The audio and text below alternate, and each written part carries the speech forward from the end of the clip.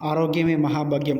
దేశీ వరి విత్తనాలలో అత్యంత ప్రాముఖ్యత పొందినటువంటి కాలబట్టి నల్ల బియ్యం, నవార ఎర్ర బియ్యం విత్తనాలను నేను గత సంవత్సరం పండించి ఆ విత్తనాన్ని ఎలాంటి కల్తీ లేని విత్తనాన్ని తీసి మొలక శాతం ఎంతవరకు వస్తుందో చూసిన తర్వాతే నాతోటి రైతులకు ఇవ్వడం జరుగుతుంది.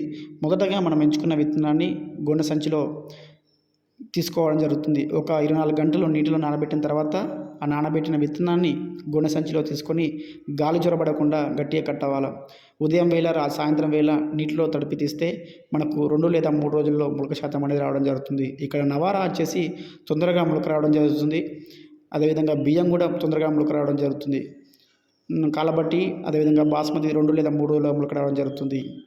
ఎవరికైనా దేశీ వరి విత్తనాలు కాలబట్టి నవారా కావాల్సిన వారు సంప్రదించగలరని కోరుచున్నాను. మంచి నాణ్యతమైన విత్తనాలను మీకు ఇస్తారని కోరుకుంటున్నాను. Thank you. జై హింద్, జై జవాన్, జై కిసాన్.